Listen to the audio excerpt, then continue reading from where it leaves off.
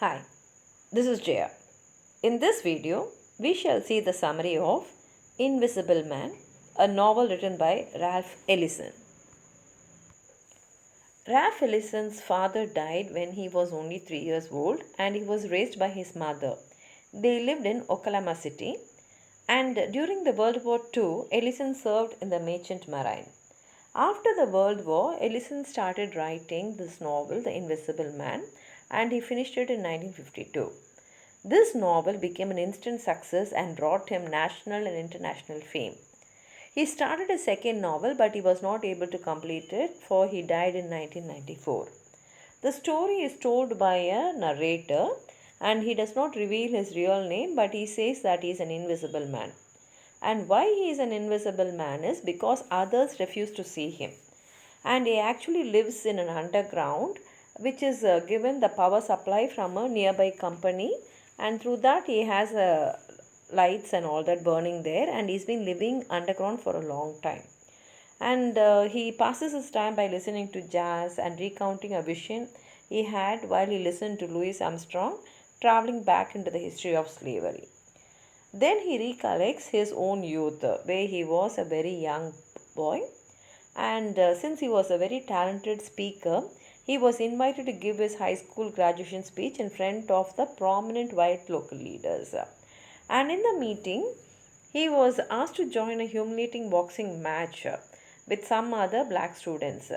Afterwards, these boys were paid the payment, but what happened is the payment was thrown on a carpet and current was passed in the carpet. And receiving the electric shock only, these people had to take their payments. And afterwards, the narrator, though his mouth was bleeding, he had to swallow the blood and give a speech. The local leaders rewarded the narrator with a briefcase and a scholarship to the state's black college. In his college days, he was given the honor of chaffering one of the school trustees, a northern white man called Mr. Norton. And while driving Mr. Norton into an unfamiliar area near the campus, Mr. Norton suddenly demanded to stop the car and he went out to talk to a local sharecropper named Jim Trueblood. Now, this Trueblood had brought disgrace upon himself by making his daughter pregnant. And when Mr. Norton comes and talks to him, he recounts an incident which makes Mr. Norton horrified and also titillated. So he tells the narrator that he needs a stimulant to recover himself.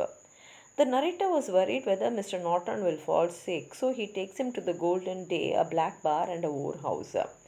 When they come there, the Golden Day is occupied by a group of mental patients, and among the patients, the narrator meets a ex-doctor.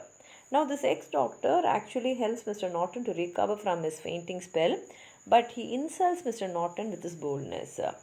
Shaken by this, Mr. Norton returns to the campus and talks to Dr. Bledsoe, who is the president of the Black College. Dr. Bledsoe is furious that the narrator had taken him there. So, the narrator is asked to go to the chapel where he listens to a sermon preached by the Reverend Barbie, and this Reverend Barbie praises the founder of the Black College. The speech makes the narrator feel guilty, thinking that he had committed a mistake. Then Dr. Bledsoe decides to send him to New York City and he asks him to work there to earn his next year's tuition fees. And he also tells the narrator that he will give him a letter of recommendation which will help him to get a job. So the narrator goes to New York. Only after arriving in New York, he finds that he has to live in a Harlem black community, which makes him very excited. But his job hunt proves unsuccessful because Dr. Bledsoe's letter does not do any good to him. Later on, he meets Mr. Emerson's son, young Emerson, who tells him about a job offer in the factory at the Liberty Paints. The narrator goes there and he gets a job of assisting Louis Brockway, an old black man who controls the factory's boiler room and the basement. But this Louis is suspicious about the narrator, and when the narrator accidentally goes to a union meeting, he finds that he is collaborating with the union and he attacks him. He even causes an explosion in the basement which severely wounds the narrator. So the narrator is taken to the factory's hospital where he is trapped into a gold and metal box. The doctors treat the narrator with severe electric shocks, which goes to the extent that the narrator even forgets his own name. And the narrator's sense of identity is only coming back to him when his anger is roused by the doctor's racist behavior. And without any explanation, the narrator is actually discharged from the hospital and also fired from his job at the factory. So he returns to Harlem and he is suffering out of poverty, and one day he even collapses from weakness. Mary Rambo, a kind woman, takes him in, and soon she also gives him a room in her house to rent out. And the narrator begins to practice his speech making abilities because he knows he is a good speaker. One day he sees an elderly black couple being evicted from the apartment. So he uses his speech and rouses the crowd which is watching there, which causes a public disturbance. A man named Brother Jack follows him when he escapes from the police and tells him that he wishes to offer him a job of giving speeches for his organization, and he belongs to a brotherhood. The brotherhood also accepts the narrator, and now he is given a new name and he is asked to come away from Mary's home. Soon the narrator becomes popular because of his rousing speech, and he becomes a hero of this brotherhood. But some of the leaders disagree with his speech. So he is sent to a man named Brother Hambro, who will teach him the doctrines of and the theories of the brotherhood. After 4 months, the narrator meets Brother Jack, who tells him that he has been appointed as the chief spokesman of the Brotherhood's Harlem district. In the Harlem, the narrator is getting a lot of support for the Brotherhood, and he is making the people also understand the theory of the Brotherhood. That time he meets Todd Clifton, who is an intelligent and skillful member of the Brotherhood, and soon they have to fight against another man called Ras the Extorter, who is a black nationalist and also believes that the blacks should not cooperate with the whites. But the narrator soon receives a letter which tells him that he is rising too quickly, so he has to be very careful. Another member of the Brotherhood named Weston accuses the narrator of using the Brotherhood for his own personal gain.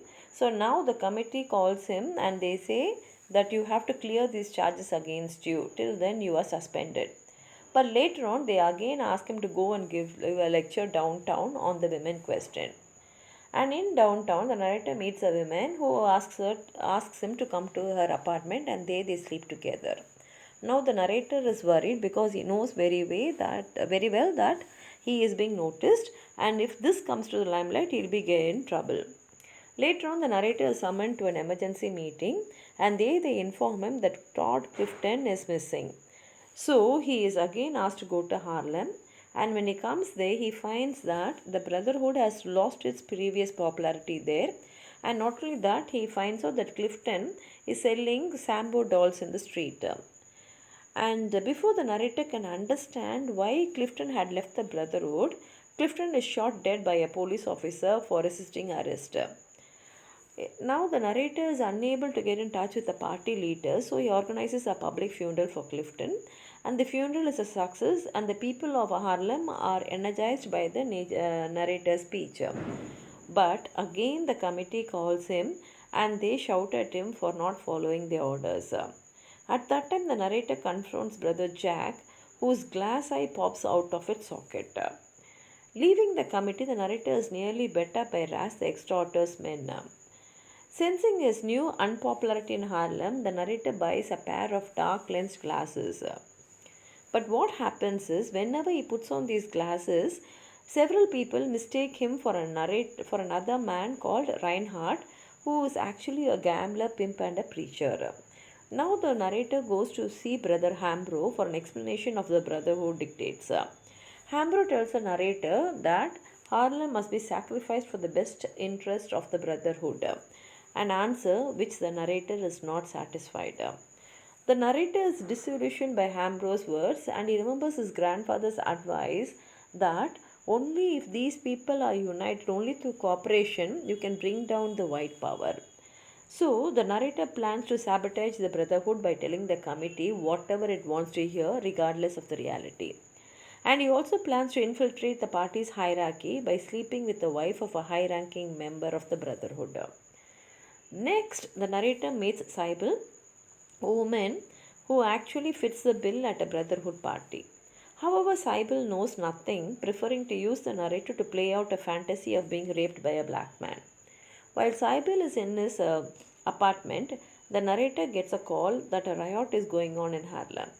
The narrator rushes there and finds Harlem is in chaos. And the narrator falls along with a group of looters, and these looters, in order to escape, burn down all they see in their way. And the narrator runs into Ras the Extorter again, who is now dressed up as an Abyssinian chieftain. Ras sends his men to try to hang the narrator. So the narrator, in order to escape from the Ras men, meets three white men who ask him what he has in his briefcase. When the narrator turns to run, he falls into a manhole, and the white men seal the narrator underground. And the narrator is surrounded by total darkness, so he has to burn his past possessions to see what is around him. And now the narrator comes back to the beginning of the novel, that is to the present, and he says that from that time he has been living underground. And he thinks about the history of the slavery and also words of his grandfather, and he says that his mind is not allowing him to rest. And finally he says that now he is ready to come out of his hibernation, that is from underground, and come above the ground and prove himself to the world. So the novel ends here. It's a beautiful novel by Ralph Ellison. If you have anything more to add on to what I've said, please write it in the comment box. Like the video, share it with your friends, and if you have not subscribed my channel, please subscribe and support. Thank you.